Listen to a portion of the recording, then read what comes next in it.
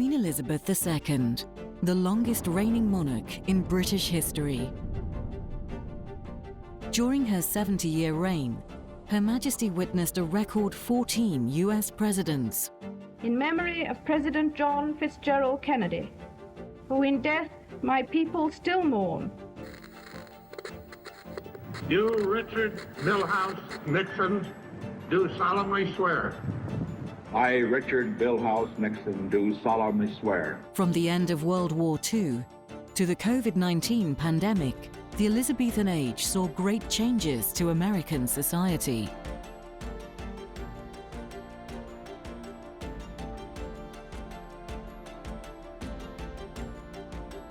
Some presidents flourished, others faltered in the face of division and uncertainty.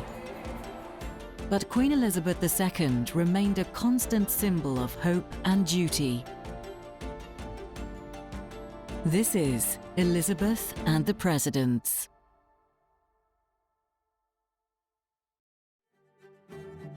On the 12th of April 1945, President Franklin D. Roosevelt suffered a massive brain hemorrhage whilst sitting for a portrait in Georgia.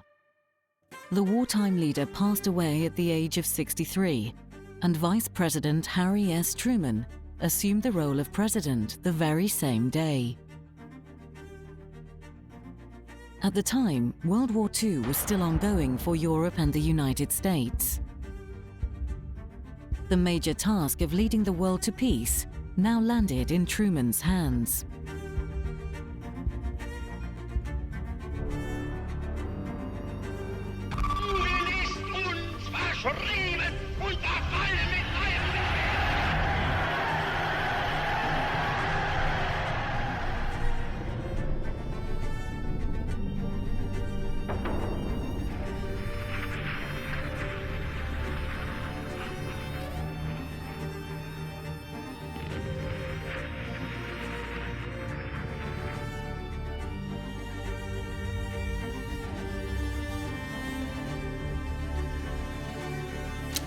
As Vice President, FDR had kept Truman in the dark about the Manhattan Project.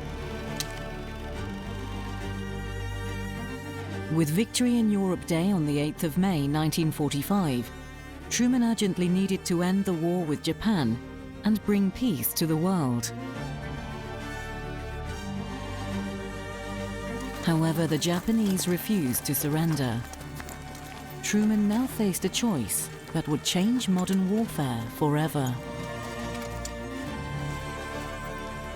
A short time ago, an American airplane dropped one bomb on Hiroshima and destroyed its usefulness to the enemy.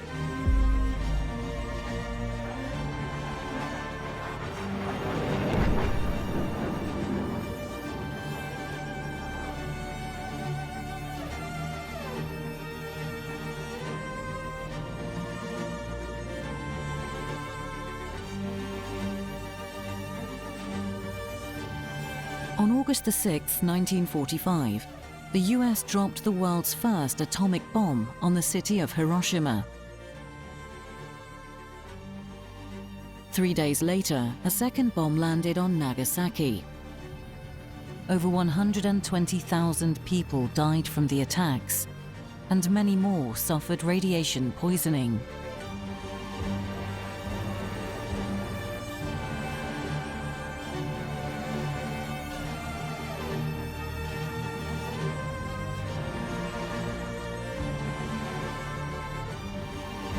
Received this afternoon a message from the Japanese government in reply to the message forwarded to that government by the Secretary of State on August 11th.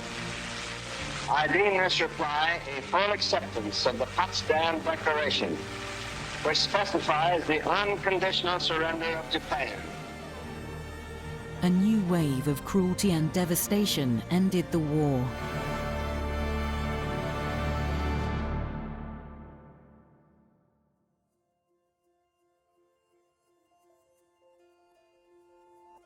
Elizabeth II first met Harry S. Truman as a princess. In 1951, Elizabeth visited the United States on her father's behalf and hosted the president at the Canadian Embassy.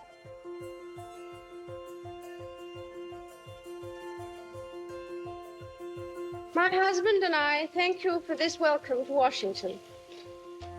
Seeing so many of you here brings home to us in a vivid way the vast scale of the press, radio, television and newsreels of this country. Without knowing it, however, her time as queen would come sooner rather than later, and the young princess would encounter many more meetings with presidents over the coming years.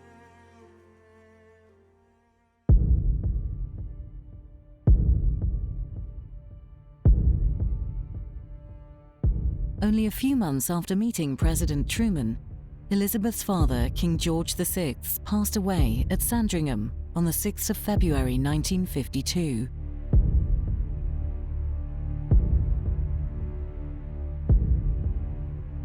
For the Queen, his daughter, the widowed Queen, his wife, and Princess Margaret, the great ordeal begins.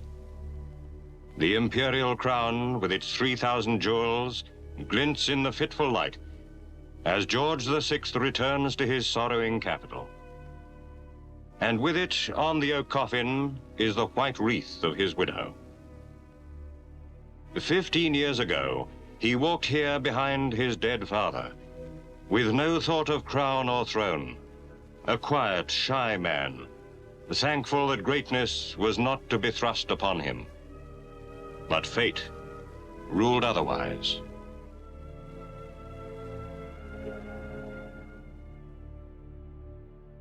Upon the monarch's death, Truman said King George VI had shared the end of his reign all the hardships and austerities which evil days imposed on the brave British people.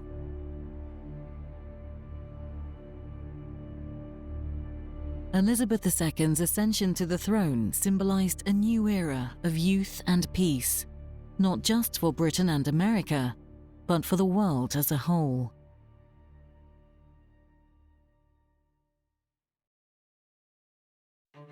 Just as the young Elizabeth II was finding her feet as queen, the American people elected a new president in November 1952, Dwight D. Eisenhower. My grateful thanks go out to each of you for your prayers, because your prayers for divine guidance on my behalf are the greatest gift you could possibly bring to me. As your prayers came from your hearts, so there comes from mine a very earnest one, that all of us, by our combined dedication and devotion, may merit the great blessings that the Almighty has brought to this land of ours. Eisenhower had earned the respect of the American public during World War II as Commander General of the forces in Europe. His military strengths and strategic mindset massively helped when it came to the tumultuous foreign policy issues during his presidency.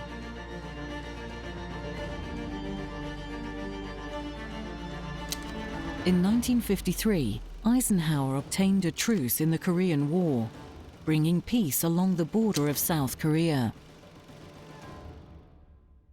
The 34th president also worked incessantly to ease the tensions of the Cold War. The death of Stalin in the first year of Eisenhower's presidency shifted US relations with Russia. New Russian leaders consented to a peace treaty neutralizing Austria and agreed to gather around a meeting table with Western leaders in 1955. Eisenhower's negotiating powers showed a move in the right direction for world peace.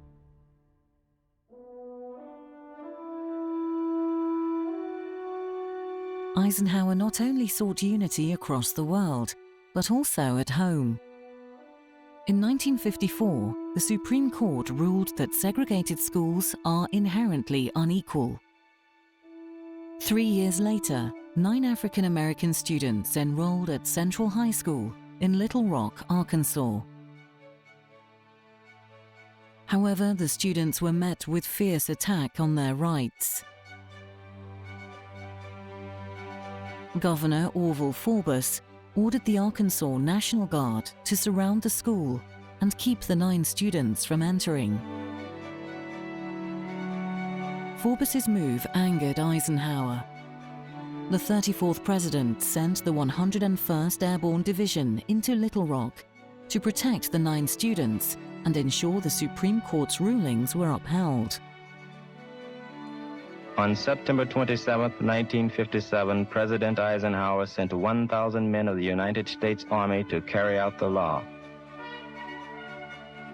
The Supreme Court of the United States had said, "The entire strength of the nation may be used to enforce, in any part of the land, the security of all rights entrusted by the Constitution." And that included my rights and the rights of 8 other Negro Americans who wanted to go to Central High School in Little Rock, Arkansas. We were Terrence Roberts, Thelma Mothershed, Elizabeth Eckford, Ernest Green, Carlotta Walls, Melba Patillo, Minnie Jean Brown, and Gloria Ray. And we were going to school again.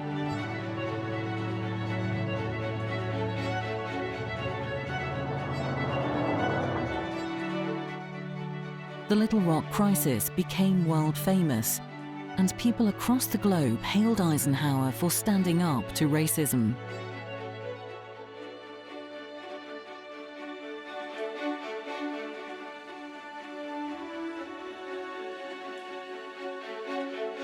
Dwight D. Eisenhower left office after 2 terms in 1961. His legacy remains one of making America the strongest, most influential, and most productive nation in the world. In 1961, the youngest president ever to be elected came striding through the White House doors. And so, my fellow Americans, ask not what your country can do for you, ask what you can do for your country. Democrat John F. Kennedy became the new fresh face of American politics and promised to tackle both economic and civil rights issues. Kennedy pursued legislation to lower taxes, protect the unemployed, and increase the minimum wage.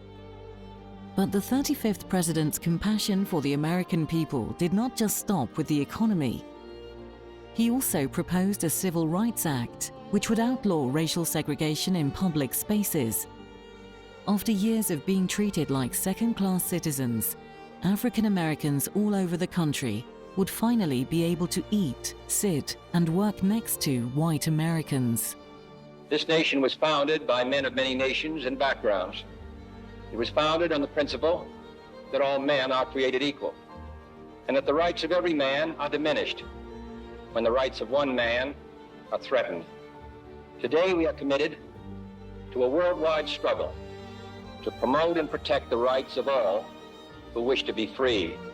It ought to be possible for American consumers of any color to receive equal service in places of public accommodation, such as hotels and restaurants and theaters and retail stores, without being forced to resort to demonstrations in the street. And it ought to be possible for American citizens of any color to register and to vote in a free election without interference or fear of reprisal.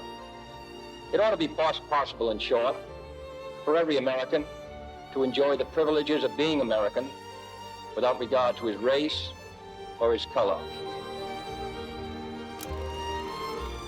However, the young president never managed to witness his life-changing civil rights policies put into action.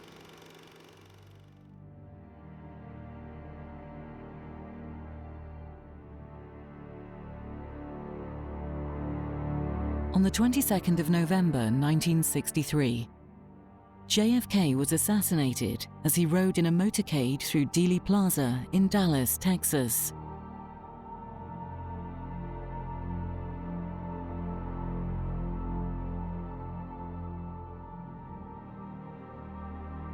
Crowds of people had lined the streets to catch a glimpse of the president. However, at 12:30 p.m., gunshots were heard in the plaza, with bullets hitting Kennedy and the governor of Texas.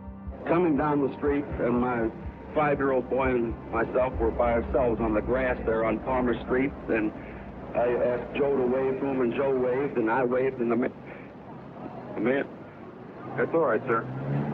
You were sorry. As he was waving back, the shot rang out, and he slumped down in the seat, and his wife reached up toward him, and he was slumping down, and the second shot went off, and it just knocked him down. JFK's tragic death shocked the world.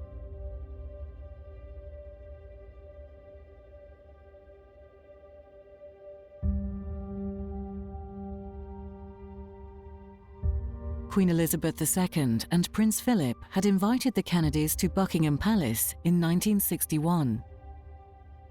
The news of the president's death greatly upset the royal family, and Prince Philip attended the 35th president's funeral to pay his respects.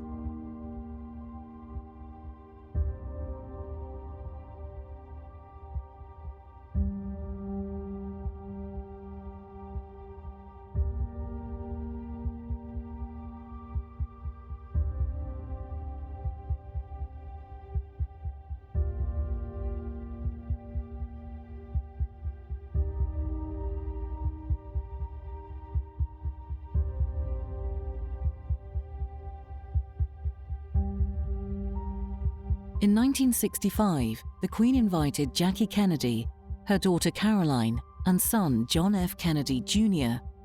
to the opening of the JFK Memorial in Runnymede, where the Magna Carta was signed in 1215.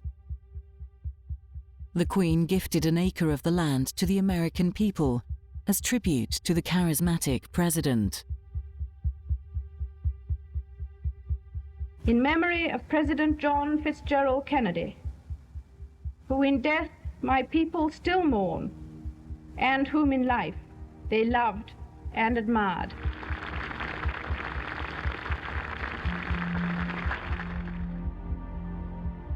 JFK's untimely death greatly touched Queen Elizabeth's heart.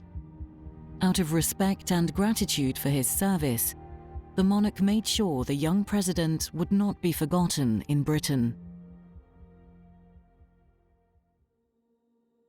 Shortly after Kennedy's assassination, Vice President Lyndon B. Johnson was sworn in as president.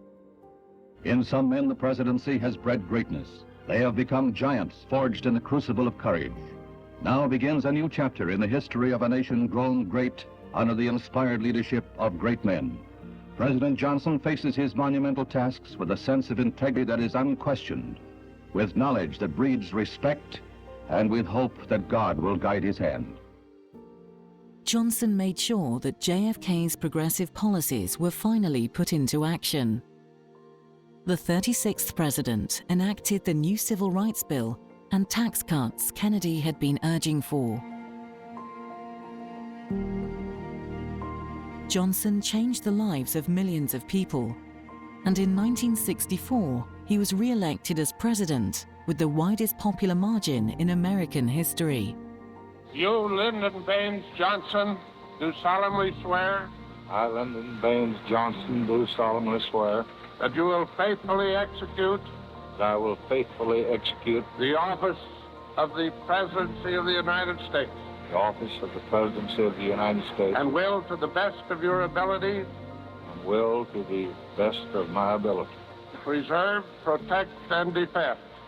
Preserve, protect, and defend. During the 60s, relations between the United States and United Kingdom were shaky. The UK's power had weakened, and the government refused to support the US's involvement in the Vietnam War. Why not negotiate now? So many ask me. The answer is that we and our South Vietnamese allies are wholly prepared to negotiate tonight.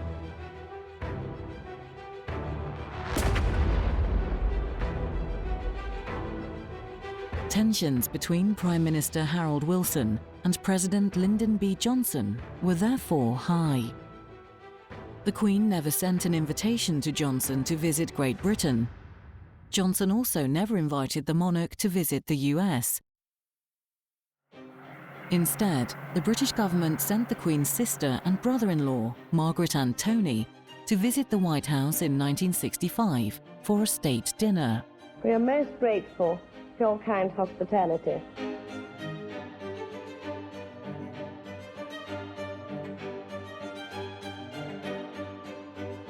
Johnson thanked the Earl and Countess of Snowdon for their friendship and parted with the pair late into the night. The trip proved a success at calming any tense relations. However, government diplomats back home banned the royal couple from future visits to the US on account of their party lifestyle. Lyndon B. Johnson led the United States to a brighter future for African Americans and showed proactiveness when it came to foreign and economic policy. However, Johnson remains the only US president to not meet Queen Elizabeth II during her reign. The reason why has never been confirmed.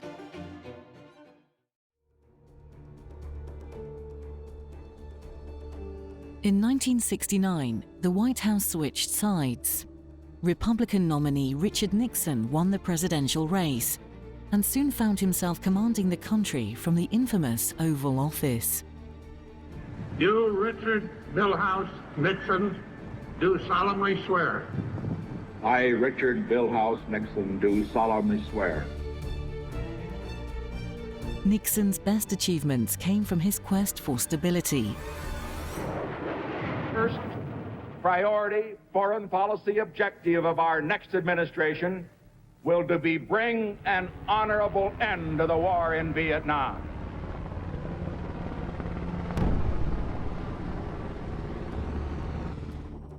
Elizabeth's fifth US president withdrew troops from Vietnam, ending the US's involvement in the conflict, and reduced tensions with China and the USSR.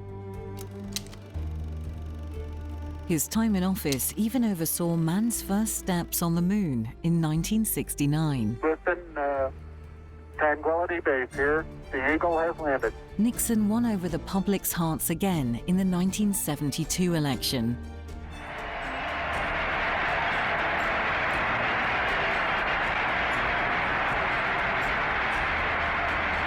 Tonight, I again proudly accept that nomination for President of the United States. But only a few months later, his era of progress and stability came crashing down. The Watergate scandal rocked headlines in America and across the world. In June, police arrested 5 men for breaking into the headquarters of the Democratic National Committee at the Watergate Hotel in Washington.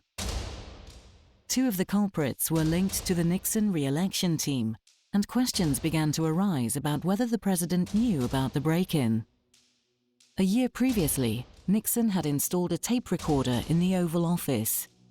Watergate investigators demanded that the 37th president hand over what came to be known as the Nixon tapes to prove whether he had ordered the break-in or tried to cover it up.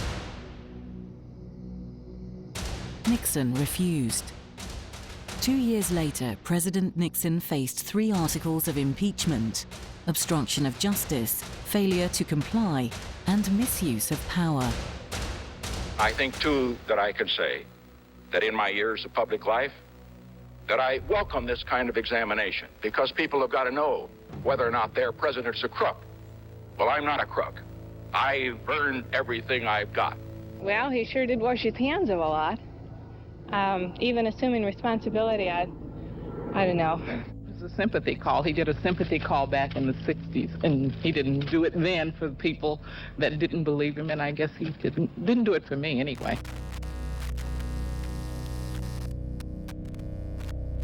To continue to fight through the months ahead for my personal vindication would almost totally absorb the time and attention of both the President and the Congress in a period when our entire focus should be on the great issue of peace abroad and prosperity without inflation at home.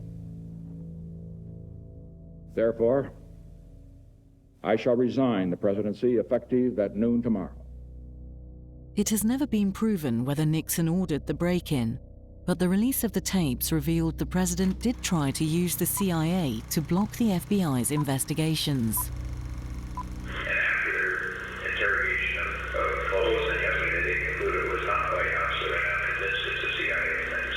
The CIA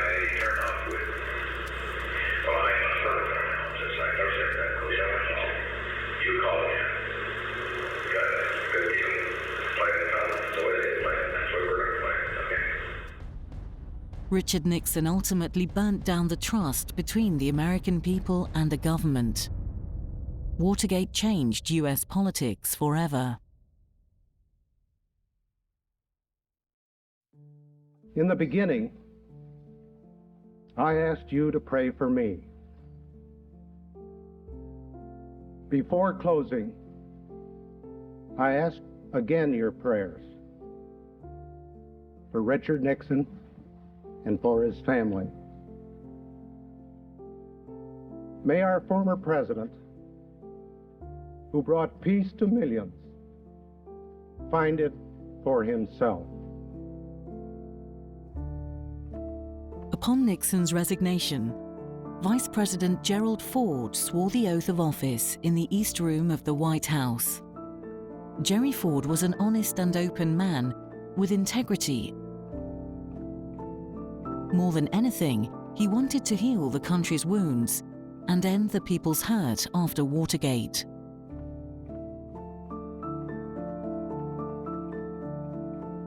The Fords quickly became a favorite first family for Americans across the country. The hugely popular First Lady, Betty Ford, spoke candidly on many issues. You are looking at the pattern of discrimination which must be ended before women are truly free. Freedom for women to be what they want to be will help complete the circle of freedom America has been striving for 200 years. Both Betty and her daughter Susan won over women across America on many occasions. However, in 1974, Ford made a very controversial move. Gerald R. Ford, President of the United States, pursuant to the pardon power conferred upon me by Article 2, Section 2 of the Constitution, have granted, and by these presents do grant, a full, free, and absolute pardon unto Richard Nixon for all offenses against the United States which he, Richard Nixon, has committed or may have committed or taken part in during the period from July 20, 1969 through August 9, 1974. The decision broke public trust in Ford's integrity. His presidency was forever tarnished.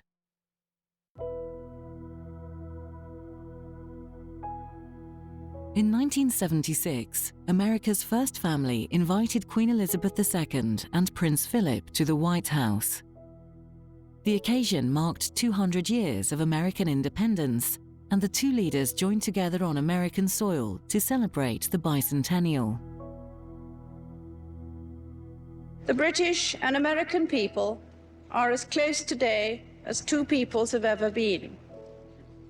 We see you as our strong and trusted friend, and we believe that you in turn will find us as ready as ever to bear our full share in defending the values in which we both believe.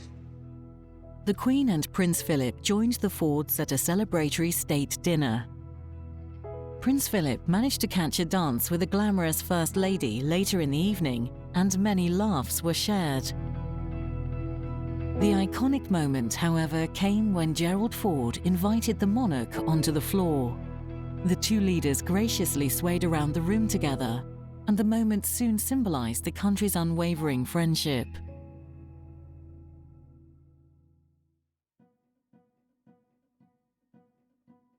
In 1976, Democrat Jimmy Carter defeated Ford in the US elections and knocked the Republican Party off the top seat. Let us learn together and laugh together and work together and pray together, confident that in the end, we will triumph together in the right.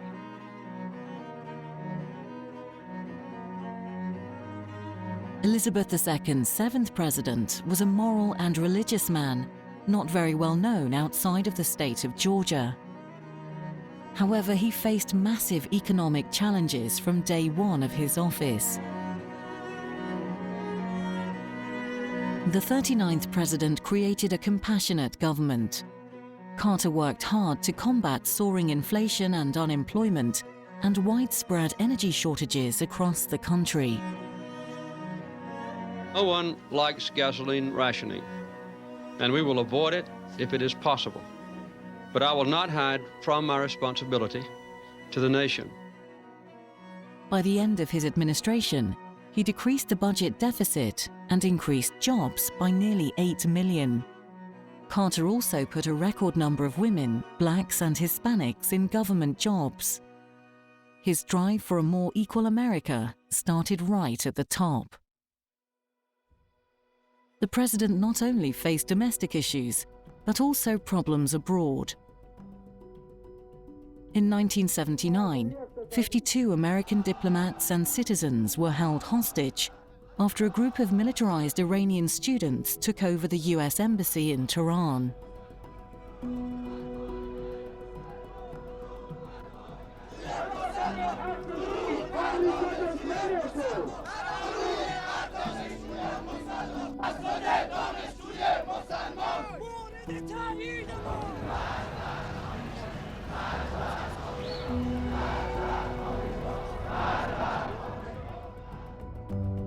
The Iran hostage crisis dominated the final 14 months of Carter's presidency.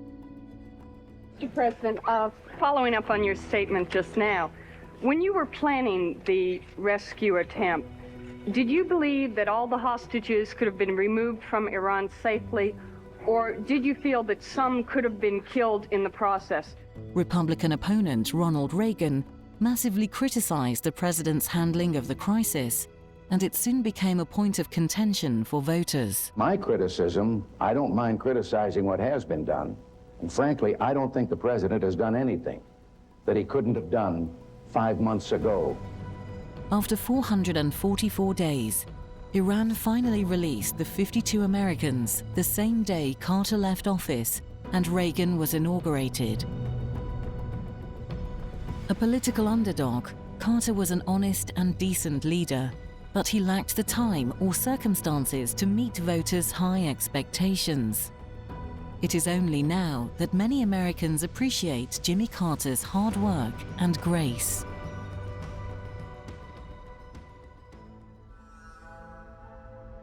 In 1980, Ronald Reagan's dream of reaching the highest office in the land came true.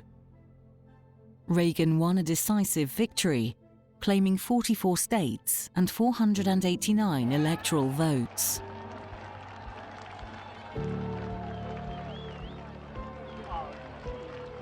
The Reagan era came crashing through the doors of the White House, and nothing could stand in its way. Ronald Reagan developed a set of neoliberal reforms named Reaganomics, which pushed for lower taxes, deregulation, and free trade.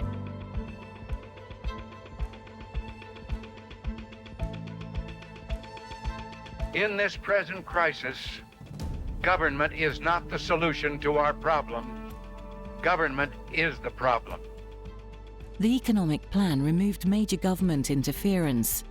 However, Reagan's reforms more greatly benefited the rich, rather than those at the bottom of the economic ladder.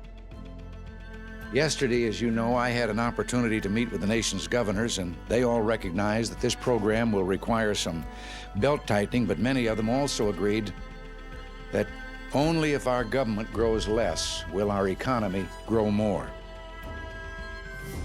The economic policies targeted social and welfare programs, leaving many Americans financially desperate and plunging deeper into poverty.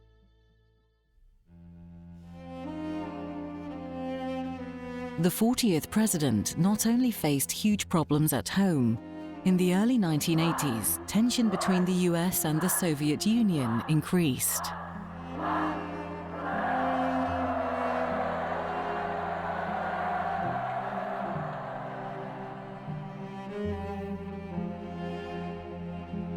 If history teaches anything, it teaches that simple-minded appeasement or wishful thinking about our adversaries is folly. It means the betrayal of our past, the squandering of our freedom. To ignore the facts of history and the aggressive impulses of an evil empire, to simply call the arms race a giant misunderstanding, and thereby remove yourself from the struggle between right and wrong and good and evil.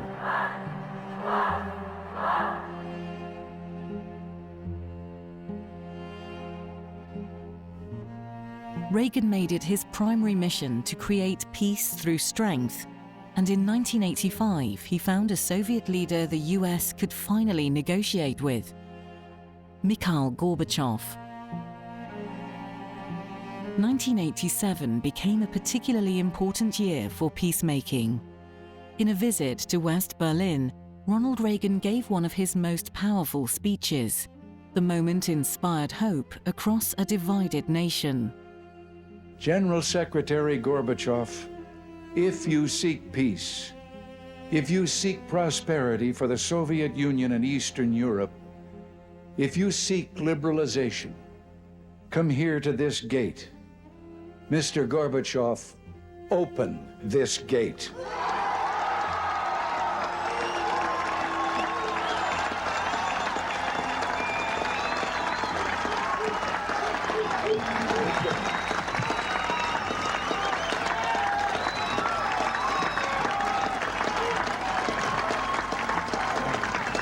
Mr. Gorbachev, Mr. Gorbachev, tear down this wall.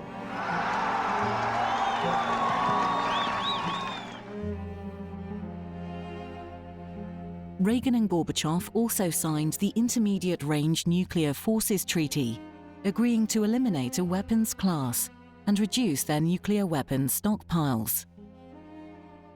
An historic and profound moment on both sides.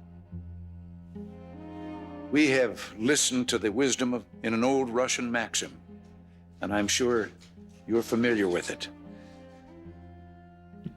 Mr. General Secretary, though my pronunciation may give you difficulty, the maxim is, doверяй, no проверяй, trust but verify.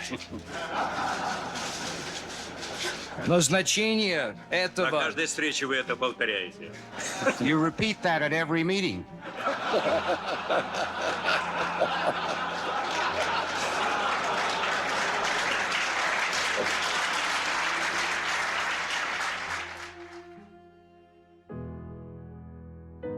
Reagan was one of the Queen's most favored presidents during her reign.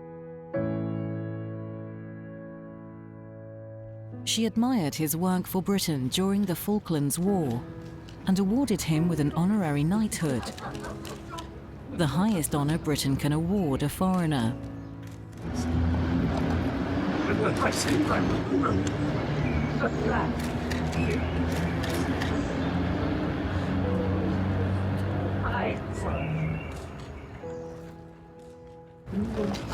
Mr. Reagan, how do you feel to receive this honor? What's that? How do you feel to receive this honor? I feel greatly honored. I can't tell you how much I appreciate it. Appreciative and how proud I am of this honor that we got here.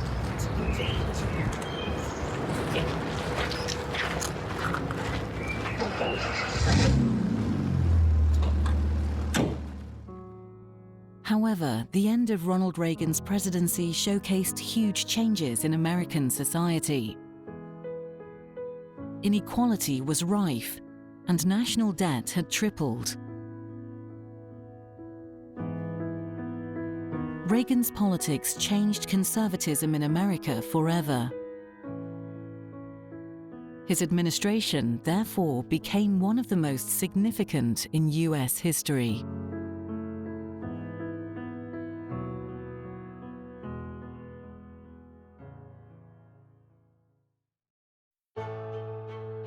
In 1989, Ronald Reagan's former vice president swore the oath of office. I will keep America moving forward, always forward, for a better America, for an endless, enduring dream and 1,000 points of light, This is my mission, and I will complete it. Only 9 months into office, the world changed for good. Americans everywhere watched the Berlin Wall fall and the Soviet Union collapse on their television screens. And through another hole, another East German takes advantage of the new liberties. After all, it's New Year's Eve. Anything goes tonight. Bits of the wall are still being chipped out as souvenirs. It's not easy. For the young, the sparkles of the attraction. They'll just know when they're much older that they were here for this historic moment. Gorbachev resigned, and Bush welcomed a new era of peace. However, foreign policy and military issues did not stop there. As the door on the Cold War closed, a new one opened with Iraq. Iraqi President Saddam Hussein invaded Kuwait. Bush reacted by sending 425,000 American troops into Kuwait and encouraged Allied forces to join the fight.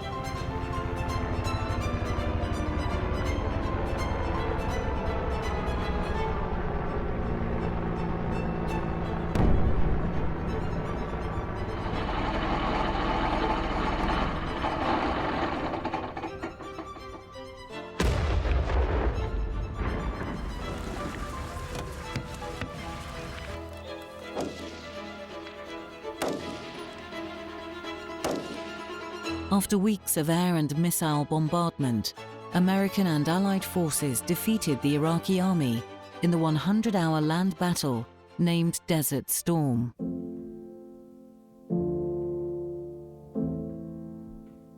However, whilst concentrating on foreign issues, problems at home began to worsen. The faltering of the economy, violence in inner cities, and continued high-deficit spending meant Bush's popularity was on the turn.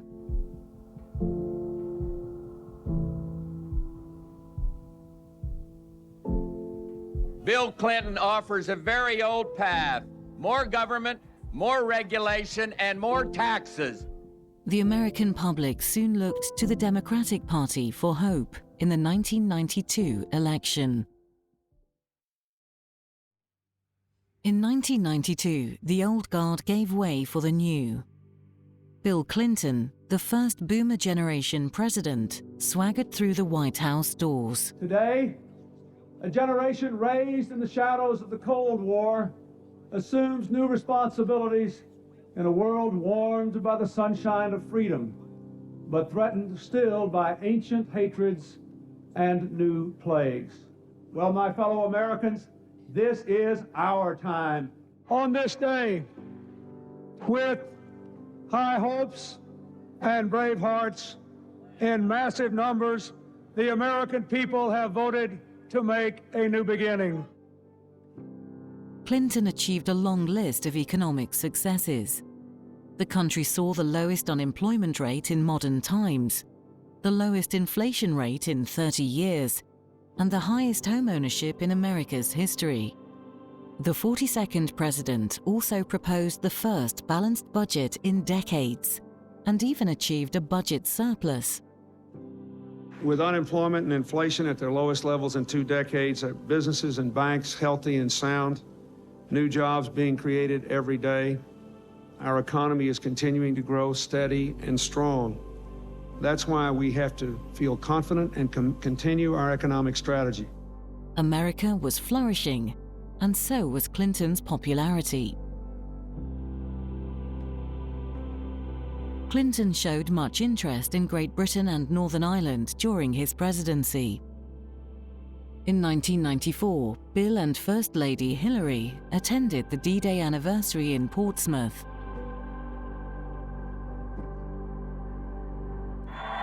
Tonight, an unprecedented gathering of heads of state for a glittering dinner at Portsmouth's Guildhall. Leaders of the 14 Allied nations gathering ahead of tomorrow's huge memorial service attended by 12,000 Normandy veterans. Organisers like General Eisenhower hopeful that clearing skies may provide a smooth crossing for another D-Day armada. A year later, Clinton returned to the British Isles to visit Northern Ireland. The 42nd president made it a priority to try and ease tensions and troubles in Belfast and Londonderry. It has internationalised the issue in a way which was not, I suppose, possible. The British tried to internalise this all the time.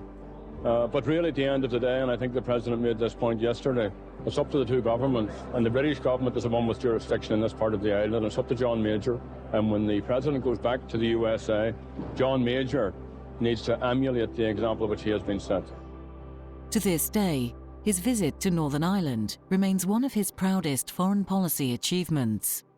Know the words, how this city welcomes its guests as we invite to the platform the President and the First Lady of the United States of America, Hillary Clinton. Well, my friends, I believe we live in a time of hope and history rhyming. Standing here in front of the Guildhall, looking out over these historic walls, I see a peaceful city, a safe city, a hopeful city, full of young people that should have a peaceful and prosperous future here where their roots and families are. That is what I see today with you. Bill Clinton's era of prosperity would come tumbling down in 1998. White House intern Monica Lewinsky claimed to have had sexual relations with the president over an 18-month period. Their sexual relationship began in 1995, when Lewinsky was 22 years old and Clinton 49. When the news report first released, Clinton denied the allegations to the media and in court. Lewinsky refused to testify. I have to go back to work on my State of the Union speech, and I worked on it till pretty late last night.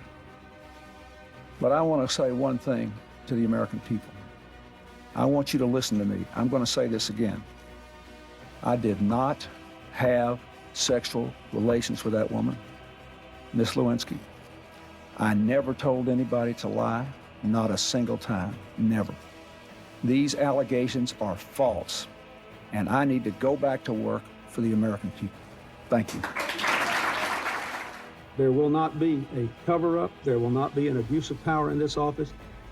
And there is no credible charge that I violated any law, even way back in the dark ages or years ago when this happened. If I did something wrong, it will come out in the special counsel. They will find the truth. Let them do it. But on July the 28th, 1998, Lewinsky received transactional immunity in exchange for grand jury testimony. She then turned over a semen-stained blue dress to investigators, which the FBI matched to the president's DNA. Clinton now had nowhere to hide. As you know, in a deposition in January, I was asked questions about my relationship with Monica Lewinsky. While my answers were legally accurate, I did not volunteer information. Indeed, I did have a relationship with Miss Lewinsky that was not appropriate. In fact, it was wrong. Congress led trials against the president for obstruction of justice and perjury. However, after a 21-day trial, Clinton was acquitted and remained in office. Monica Lewinsky's life has since been wholly defined by her sexual relations with the president. The trial and revelations changed American political analysis forever. A president's personal life is now as much on the media radar as their policies.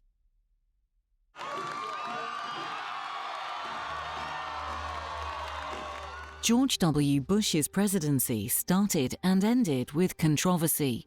I, George Walker Bush, do solemnly swear.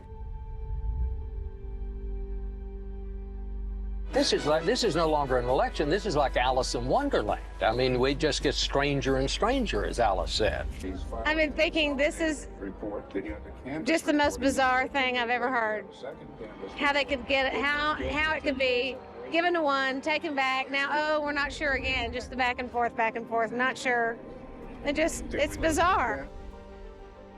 From his dubious 2000 election, right up to the Great Recession in 2008, Bush faced many barriers during his political journey. His two-term presidency still attracts analysis and media attention, nearly 15 years later. She loved her doll very much. See her little doll? What bird is that that cries jay? You know, the blue jay. Soon she who was alone said to her doll, "The shaman will go off alone to the top of the hill to listen for the words of the Great Spirit. Then we'll know what to do, so that once more the rains will come." The real challenge of Bush's presidency came on the 11th of September 2001.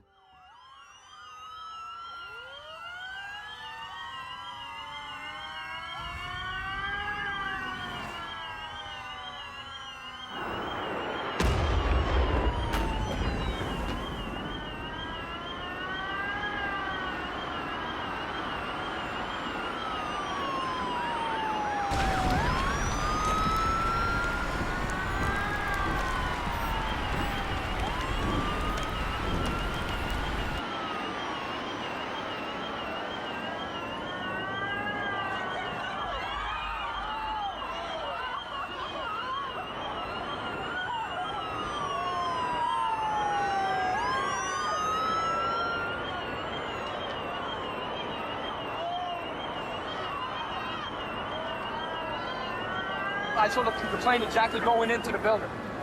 I was standing right there on 100 Church Street.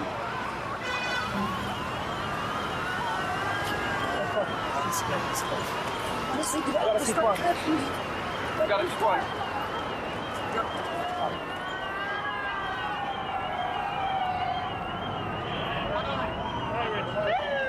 Get out of the street. Boom. Get out of the street.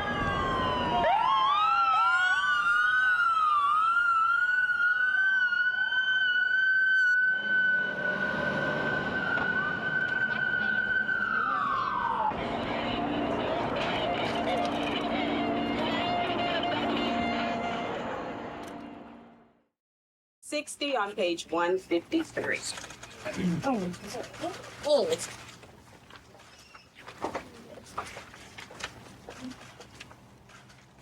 At the count of 3, everyone should be on page. The 9/11 terrorist attacks rocked the nation and sent shockwaves across the world. It's difficult to find the words to describe the feeling in New York City today. New York City is in shock. One of its most famous landmarks destroyed, thousands dead, and America is under siege. His father, George Bush Sr., declared that his son faced the greatest challenge of any president since Abraham Lincoln. Today, we've had a national tragedy. 2 airplanes have crashed into the World Trade Center in an apparent terrorist attack on our country. President Bush stepped up to the crisis and provided the American people with clear leadership. He refused to hide away in a bunker and insisted on returning to the White House on the night of the attacks. I want you all to know that America today is on bended knee in prayer for the people whose lives were lost here, for the workers who work here, for the families who mourn. This nation stands with the good people of New York City and New Jersey and Connecticut as we mourn the loss of thousands of our citizens. Bush's actions and powerful messages resulted in him becoming the most popular president in the history of polling, reaching a 90% approval rating in the immediate period after 9/11.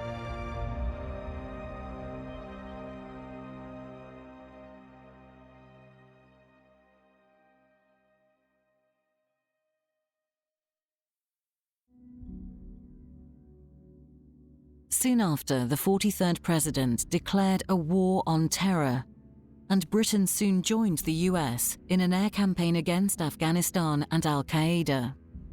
Americans have many questions tonight. Americans are asking, who attacked our country? The evidence we have gathered all points to a collection of loosely affiliated terrorist organizations known as Al-Qaeda. This group and its leader, a person named Osama bin Laden, are linked to many other organizations in different countries, including the Egyptian Islamic Jihad and the Islamic movement of Uzbekistan. There are thousands of these terrorists in more than 60 countries. The war in Afghanistan eventually became the longest military conflict in US history, lasting from 2001 to 2021.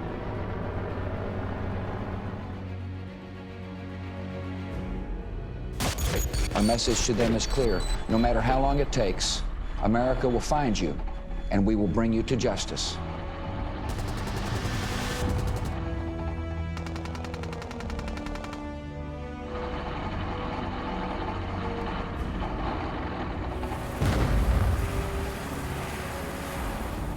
This, of course, is a moment of the utmost gravity for the world. None of the leaders involved in this action want war. None of our nations want it. We are a peaceful people. The murder of almost 7,000 innocent people in America was an attack on our freedom, our way of life, an attack on civilized values the world over. We waited so that those responsible could be yielded up by those shielding them. That offer was refused. We have now no choice. So we will act, and our determination in acting is total.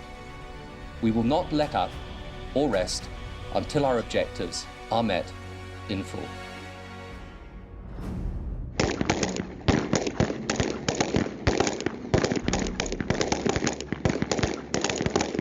He vowed to protect the Western world from attacks by any means necessary. However, his controversial invasion of Iraq in 2003 caused much uproar.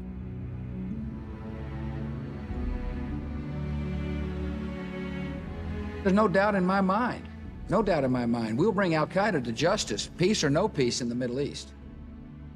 The US and coalition forces invaded Iraq on March 19, 2003, due to concerns about dictator Saddam Hussein and the development of weapons of mass destruction. Over 4,000 Americans died in the war over the next 8 years. Public support and Bush's popularity massively dropped over the period of conflict. No weapons of mass destruction were ever found.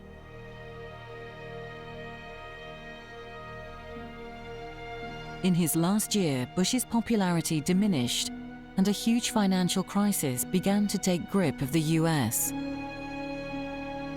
I know Americans are concerned about the adjustments that are taking place in our financial markets. The White House and throughout my administration, we're focused on them. And we're working to reduce disruptions and minimize the impact of these financial market developments on the broader economy. A catastrophic end to a rocky presidency for Mr. George W. Bush.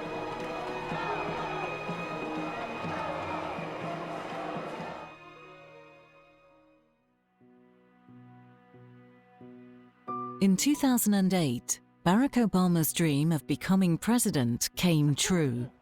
Ah! Oh, your hair was in front of your face. Gotta do it again.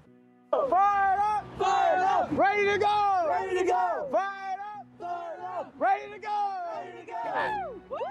Go! Fired up! Ready to go! Woo! As the first African-American president, the significance of his victory cannot be underestimated.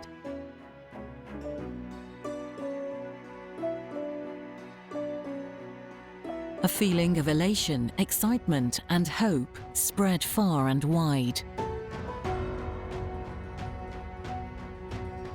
Did you not think it could happen? I never thought in my lifetime that it would happen.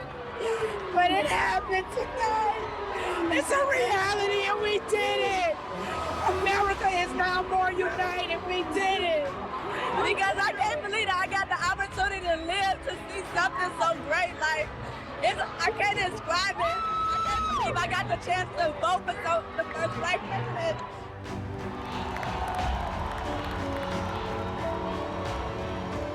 Slavery and racial abuse have haunted America's national identity for hundreds of years. Obama's election to the White House therefore changed history forever. A new dawn broke on the United States of America. There's new energy to harness, new jobs to be created, new schools to build, and threats to meet, alliances to repair. The road ahead will be long. Our climb will be steep. We may not get there in 1 year or even in one term. But America, I have never been more hopeful than I am tonight that we will get there. I promise you, we as a people will get there. The 43rd President, George W. Bush, left Obama with a once-in-a-lifetime financial crisis. The 2008 recession needed urgent attention, and Obama soon began work on building an Economic Recovery Act, which would save millions of Americans' jobs and invest heavily in infrastructure. The Recovery Act cost nearly $800 billion, more than the government had spent on any package of programs ever. We can choose hope over fear, unity over division, change over the status quo. One of Obama's key beliefs was equality. This belief translated into his actions on health care. In his first term, Obama signed a legislation establishing healthcare as a fundamental right and increasing the affordability and accessibility for all Americans. I think the really interesting question is why it is that my friends in the other party have made the idea of preventing these people from getting health care their holy grail, their number one priority. The one unifying principle in the Republican Party at the moment is making sure that 30 million people don't have health care. Obamacare would become one of the most significant pieces of social legislation in American history. But with radical change comes backlash, and many conservative Americans took to the streets to protest.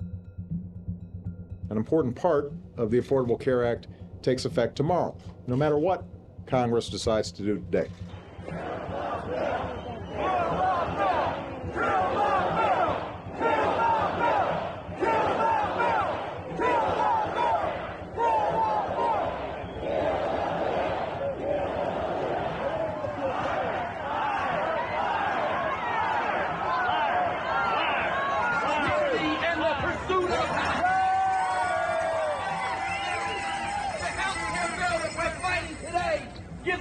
Control of our lives, undermines our liberty, and it certainly doesn't make anybody happy. We're going to kill the bill!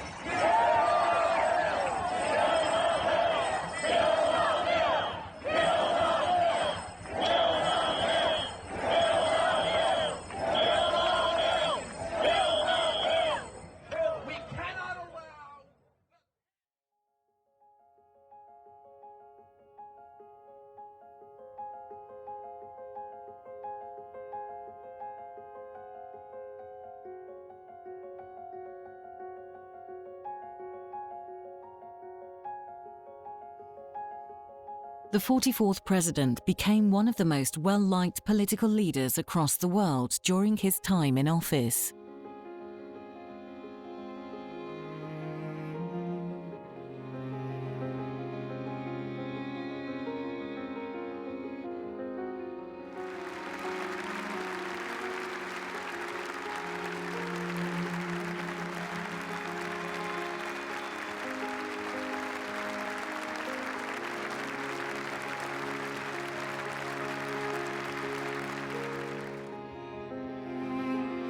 And as Elizabeth's 12th president, he certainly charmed the British monarch.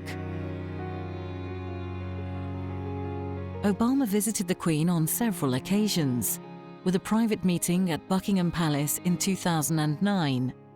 a state banquet in 2011, and lunch at Windsor Castle in 2016 for Her Majesty's birthday.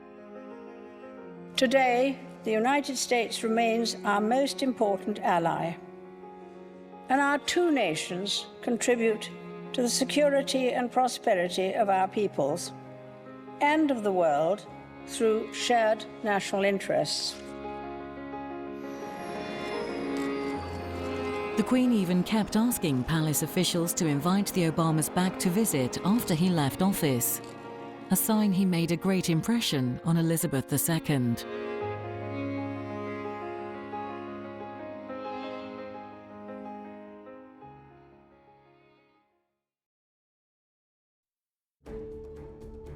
In 2016, the country as a whole would move further and further to the right in political feeling.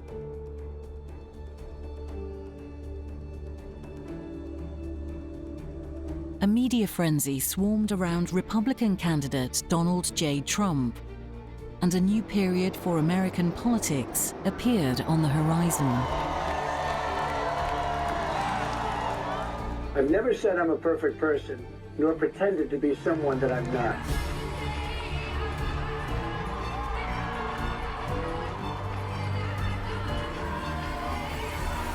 We now have the chance to elect a 45th president who will build on our progress, who will finish the job, who already has the respect of leaders around the world and the people they serve, who is smart and who is steady and who is tested. Celebrity businessman Trump defeated Democrat candidate Hillary Clinton in one of the most heated elections in recent history. We'll make America great again.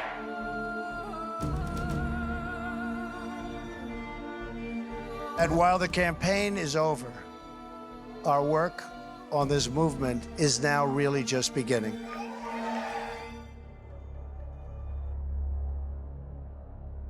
Trump oversaw numerous controversial and divisive policies. He increased aggressive border and immigration control, demanding a wall to be built between Mexico and the US.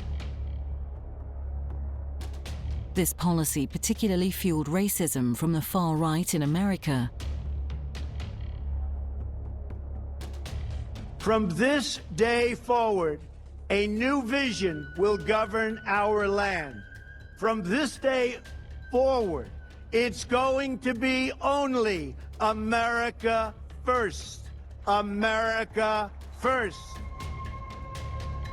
With economic policy, the president signed a major tax reform bill and put tariffs on foreign steel and aluminium. He also became the first US president to meet with a North Korean leader.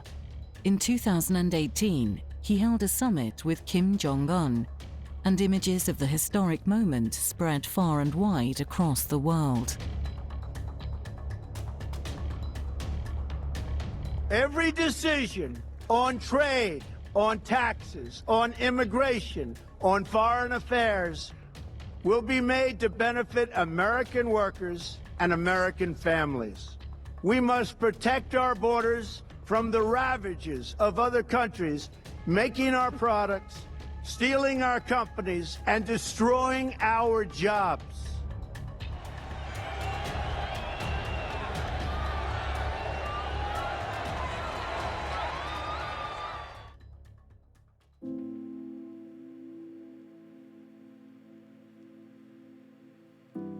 The real test of his presidency, however, arrived on the 20th of January 2020.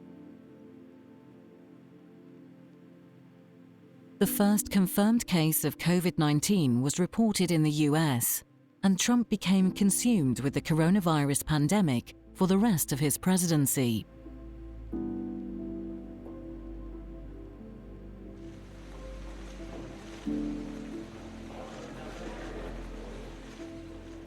Going to do anything rash or hastily. I don't do that.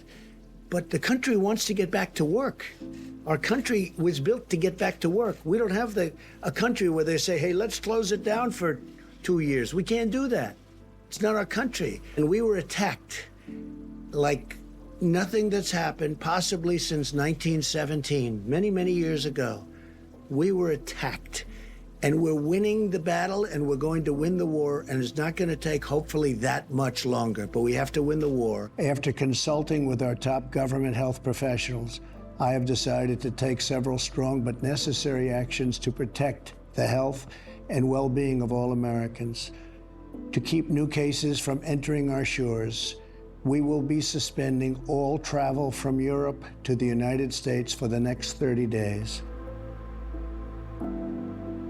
Despite the country developing 2 vaccines, President Trump's response to the pandemic was delayed and did not encourage practices to reduce the spread. The president used bizarre and reckless rhetoric in live addresses, even at one point advising the public to inject bleach to fight the virus. Right, and then I see the disinfectant where it knocks it out in a minute, 1 minute. And is there a way we can do something like that by injection inside or almost a cleaning? Because you see it gets on the lungs and it does a tremendous number on the lungs. So it'd be interesting to check that. So that you're going to have to use medical doctors with. But it sounds interesting to me. Democrats viewed Trump's pandemic response as a catastrophic disaster and the tip of the iceberg of a controversial presidency.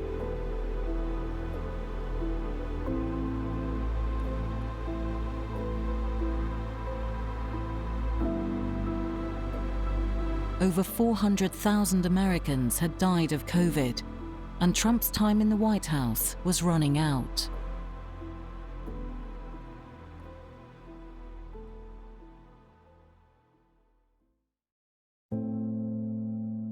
As former vice president to Obama, Joe Biden stood for the Democratic candidacy in the 2020 election. We, the people, will not be silenced. We, the people, will not be bullied. We, the people, will not surrender. My friends, I'm confident we'll emerge victorious. But this will not be my victory alone or our victory alone. It'll be a victory for the American people, for our democracy, for America. And there will be no blue states and red states when we win. Just the United States of America. With COVID-19, economic problems and division, Biden stood to unite the country. He vowed to rebuild the middle class, combat climate change, and create a more racially equal society. His promises spoke to the American people.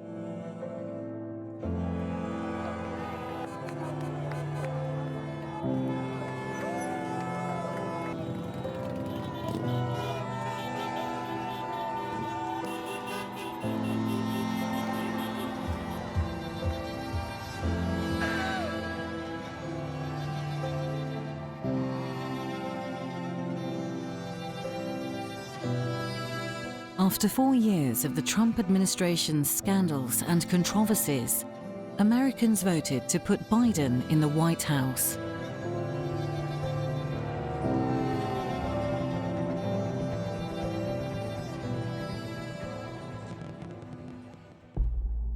But Biden's Republican opponent had a thirst for power.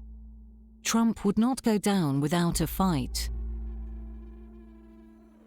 We will never give up. We will never concede. It doesn't happen. You don't concede when there's theft involved.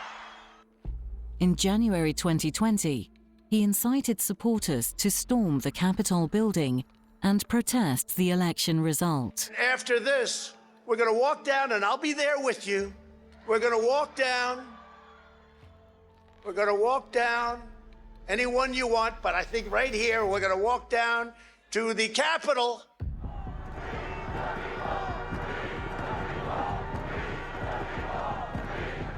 You're traitors! You're traitors!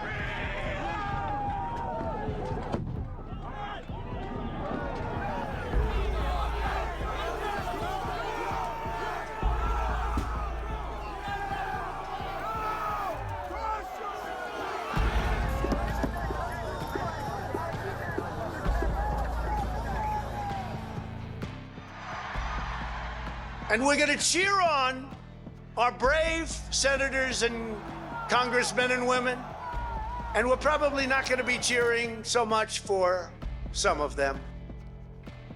A dark day for the United States. News of the riots spread across the world, and the UK watched in horror from across the Atlantic. The 2020 election quickly proved to be the most fraught in American history. In 2021, President Biden traveled to Europe to meet the EU, NATO, and the G7. The Queen invited the Bidens for tea at Windsor Castle during the visit.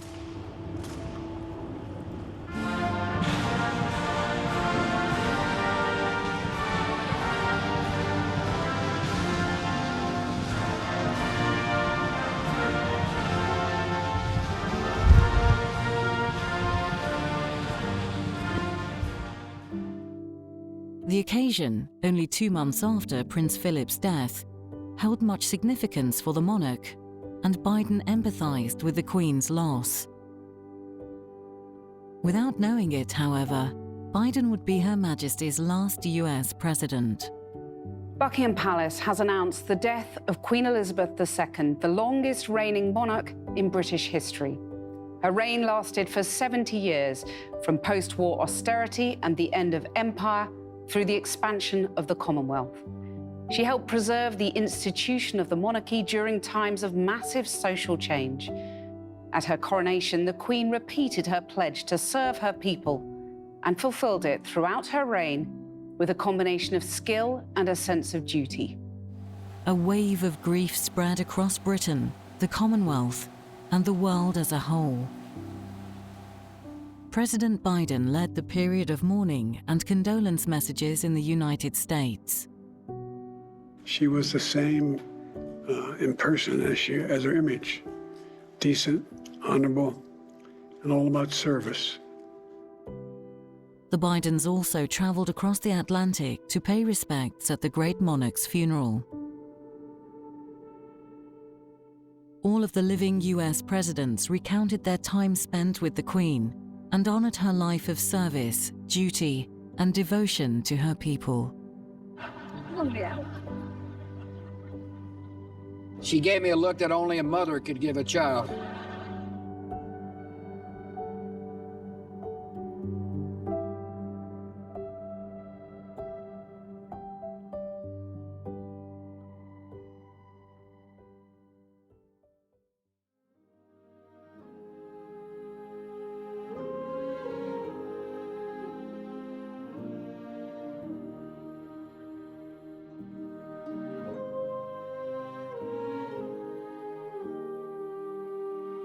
The death of Queen Elizabeth II closed the door on a long line of American presidents.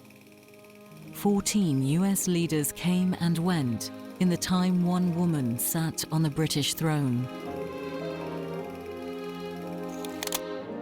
Through the Elizabethan age, we can witness vast changes to America and the world. From the end of the Second World War to the moon landings, the fall of the Berlin Wall, to the first ever African-American president.